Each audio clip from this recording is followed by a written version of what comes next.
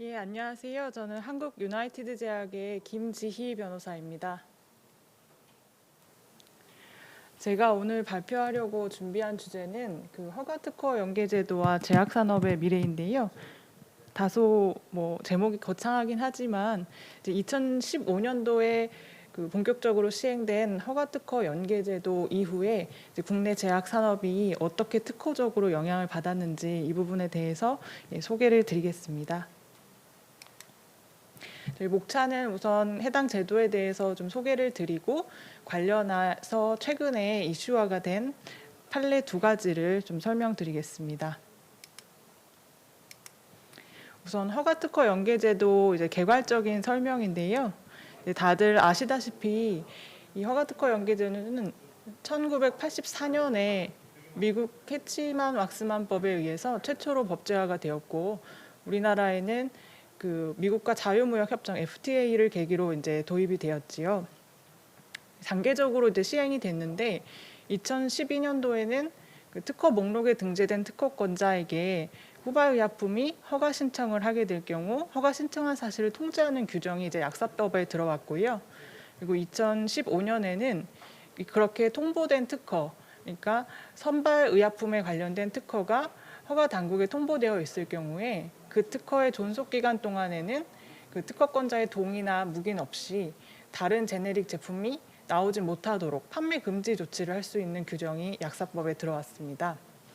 이런 규정이 저희 시행되게 된 취지는 일단 선발의약품의 안전성, 유효성 자료를 이용하면서 후발의약품이 빨리 나올 수 있도록 그 활용을 활성화하기 위한 것이 있었고 또 다른 한 측면은 그 선발의약품에 관한 특허권이 있는 경우 그 특허권을 보다 적극적으로 보호하기 위한 취지가 있었습니다. 시행 전과 후의 변화에 대해서 보다 체감하실 수 있게 제가 그거를 도식화해서 만들어 보았는데요. 우선 이 슬라이드는 허가특허 연계제도가 시행되기 전의 상황입니다. 보시면 이제 매우 간단하신데 맨 왼쪽에 있는 게 이제 특허권자, 즉 선발의약품 제약사일 수 있을 것입니다. 그런데 이 선발의약품에 관련된 특허가 있다 하더라도 가운데에 이제 후발의약품 허가 신청자가 그 특허와 관련된 후발의약품 허가를 신청한다 해도 식품의약품안전처에서 그 허가를 내줄지 심사할 경우에는 그 특허와 별개로 허가 심사가 이루어졌습니다.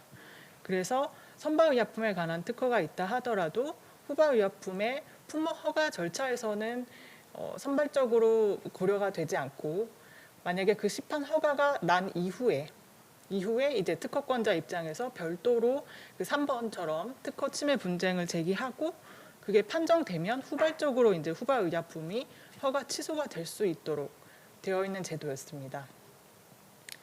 그런데 이제 시행 후에 관해서는 시행 전보다는 도식이 조금 복잡해졌지요. 이제 식약처에다가 후발의약품 제약사가 후발의약품 관련된 허가를 신청할 때에 심사 과정에서부터 이제 특허가 고려되기 때문인데요. 숫자 순서대로 이제 보시면 우선 왼쪽 아래에 그 품목 허가권자, 그러니까 선발의약품을 개발한 선발의약품 제약사 입장에서 그 선발의약품 관련된 특허가 있을 경우에 그 특허를 이제 1번과 2번, 그러니까 신약을 허가를 받으면서 2번 식약처에게 특허를 등재해달라고 신청하게 됩니다. 그래서 그 특허가 해당 신약과 관련된 특허임이 인정이 되면 식약처에서 관리하는 특허 목록집에 등재가 되게 됩니다. 그러면 오른쪽 아래에 있는 후발의약품 허가 신청자 입장에서는 후발의약품을 허가 신청할 때부터 이 등재된 특허에 대해서 도전을 해서 회피해서 소극적 권리 범위 확인 심판을 제기하든 아니면 특허가 무효다라고 주장해서 무효 심판을 제기하든 특허 도전을 해야 합니다. 특허 도전을 해놓고 3번과 같이 이제 식약처의 대상으로 후발의약품 허가 신청을 할 수가 있겠지요. 그런데 아까 말씀드린 것처럼 허가특허 연계제도가 시행되고 나서는 후발의약품 제약사가 이렇게 허가 신청한 이후에 허가 신청한 사실을 4번, 그러니까 선발의약품 제약사에게 통지하도록 되어 있습니다. 그러면 이제 선발의약품 제약사 입장에서는 선발의약품 제약사 입장에서는 이 통지를 받고 나서 어떤 조치를 취할 수 있느냐 하면 이제 5번 권리범위 확인 심판에 대해서 응소하거나 아니면 적극적 권리범위 확인 심판을 제기하거나 아니면 특허 침해 소송을 제기하거나 하는 등의 요건을 갖춘 다음에 6번 판매 제한을 신청할 수 있습니다. 이게 아까 말씀드렸던 2015년도에 시행된 제도이고요. 그럼 식약처 입장에서는 이러한 요건을 갖추었을 경우 후발의약품에 대해서 판매 제한을 걸 수가 있고 이 판매 제한 가능 기간은 9개월입니다. 만약 이 사이에 후발의약품 제약사가 특허 도전한 상황이 성공하게 되면 이제 후발의약품 허가 신청자는 시판을 할 수 있게 되는 겁니다. 여기에 이제 더해서 우선 판매 품목 허가 신청이라는 제도가 또 더해져 있는데요. 후발의약품 허가 신청자 중에서도 최초로 허가를 신청하고 최초로 특허를 도전하는 등의 일정한 요건을 갖추게 되면 소위 나머지 후발의약품 제약사보다 우선적으로 9개월 동안 판매할 수 있는 권한을 주는 겁니다.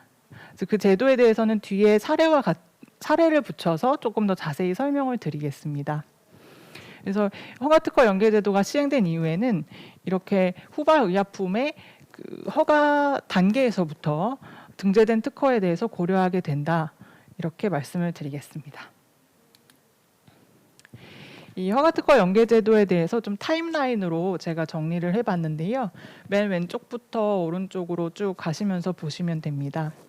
왼쪽에는 이제 아까 말씀드렸던 것처럼 선발의약품이 최초 허가를 받고 그러면 선발의약품 개발사 입장에서는 관련된 특허를 등재 신청을 할 수 있습니다. 이렇게 관련된 특허가 의약품 특허 목록집에 등재되게 되면 아래에 이제 후발의약품은 그 해당 특허에 대해서 도전을 해야 후발의약품 품목 허가 신청을 할 수가 있습니다. 그리고 이제 20일 내에 그 품목 허가 신청했다라는 사실을 그 선발의약품 회사에게 통지를 해야 하고요. 그러면 선발의약품 회사 입장에서는 침해 소송을 하면서 판매 금지 신청을 할 수가 있습니다. 그러면 이제 아래에 판매 금지가 9개월 동안 가능하지만 그 사이에 특허 도전에 성공을 하게 되면 이제 우선 판매 품목 허가를 받을 수가 있습니다. 그러면 우선 판매 품목 허가는 9개월 동안 다른 후발 제약사에 비해서 우선적으로 이제 판매할 수 있는 권한이 있는 것이죠.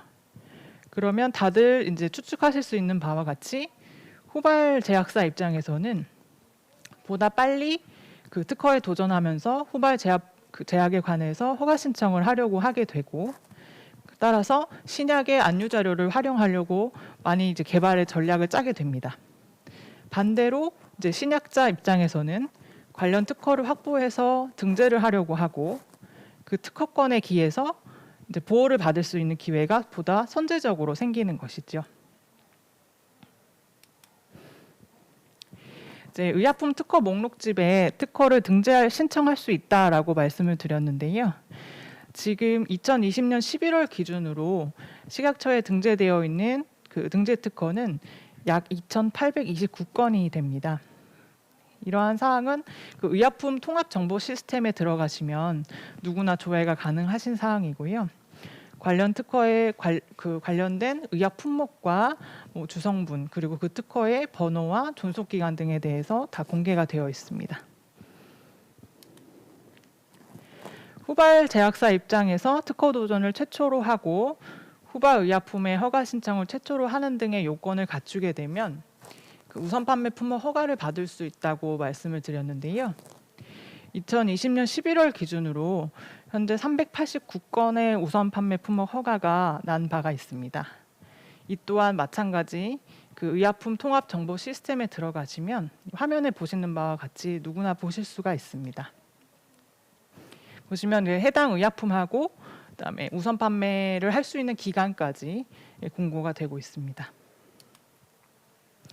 우선 판매 품목 허가에 대해서 좀 말씀을 드리겠습니다. 후발 제약사 입장에서는 굉장히 매력적인 제도인데요. 왜냐하면 다른 제네릭에 비해서 9개월 동안 우선적으로 판매할 수 있기 때문에 시장을 선점할 수 있는 효과가 있습니다. 이러한 제도를 둔 이유는 아까 말씀드린 것처럼 후발 제약사가 빨리 나오도록 하기 위해서 활성화하기 위한 취지가 있습니다. 해당 요건은 크게 세 가지로 나뉘는데 최초로 허가 신청을 하고 그다음에 허가 신청 전에 심판 청구를 하되 최초로 특허 심판 청구를 해야 합니다. 그리고 후발의약품 허가 신청일로부터 9개월 내에 특허 심판 소송 도전하셨던 거에 대해서 승소를 하셔야 합니다.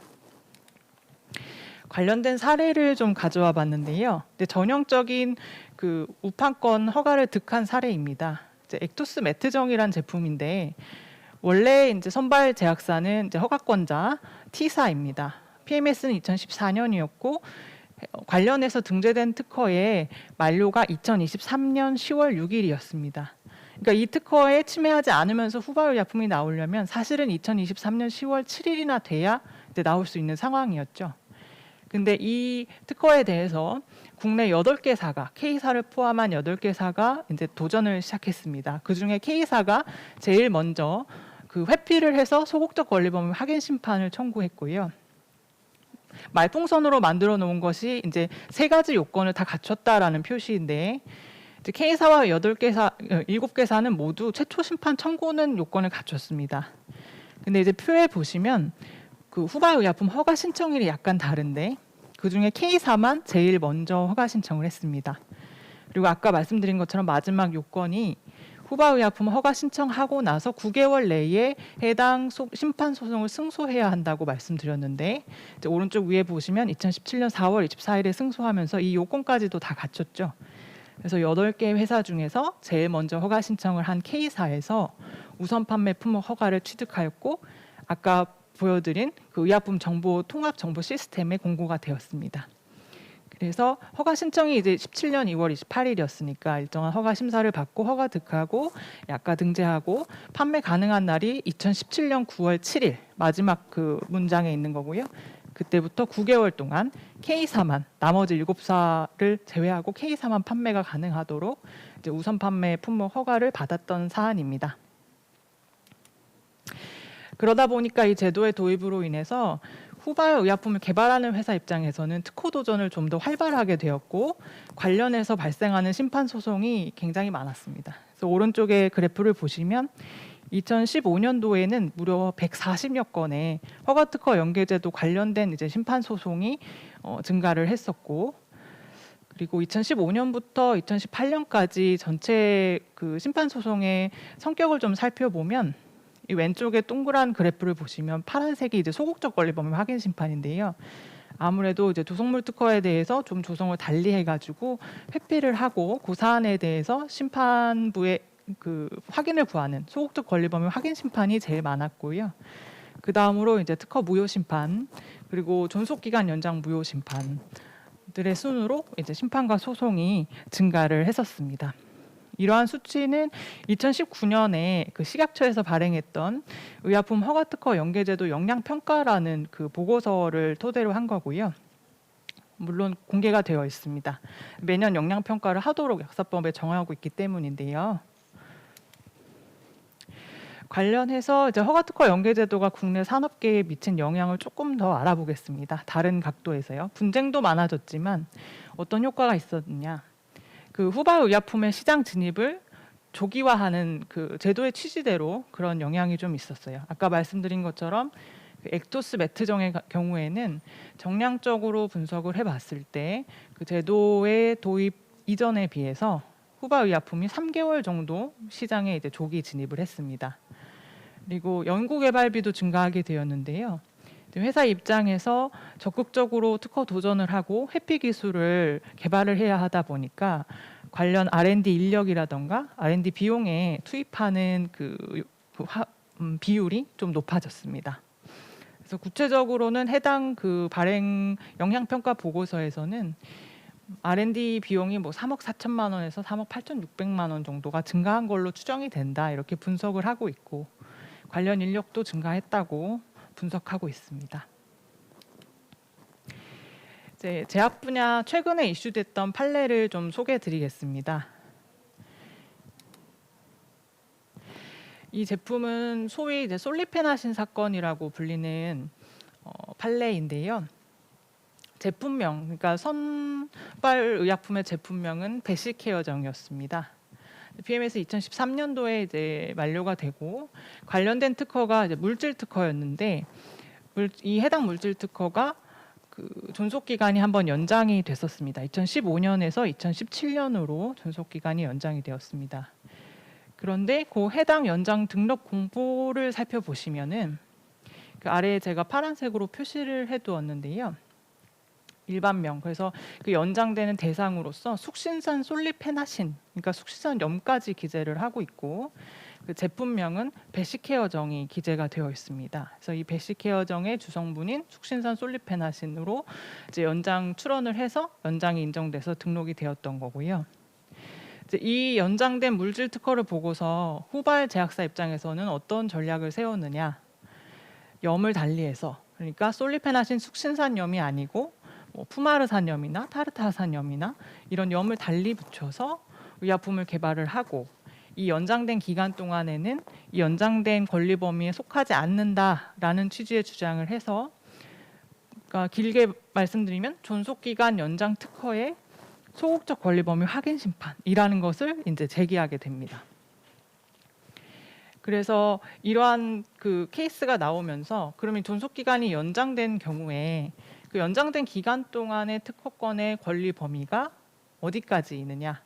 이제 솔리페나신이라는 유효 성분을 가지고 있으면 권리 범위가 미치는 것이냐? 아니면 숙신산 염까지 미쳐서 다른 염을 붙이게 되면 회피로 인정을 해줘야 되는 것이냐에 대해서 이제 논쟁이 뜨겁게 일어났었습니다. 이게 논쟁화되었던 이유는 관련된 조항을 보시면 좀 더 이해가 가시는데요. 이제 95조에 보시면 특허법 95조에 보시면 연장된 경우 특허권의 효력에 대해서 그 대상 물건에 대해서 그리고 그 물건의 용도가 정해져 있는 경우에는 그 용도에 대해서만 미친다, 특허권이 미친다라고 정하고 있기 때문입니다. 그래서 이 대상 물건을 뭘로 해석을 해야 되느냐? 유효 성분이냐, 아니면 염까지 붙인 주성분이냐, 아니면 베시케어정이라는 제품에 대해서만 인정을 해야 되느냐, 이제 이런 주장이 오갔었고요.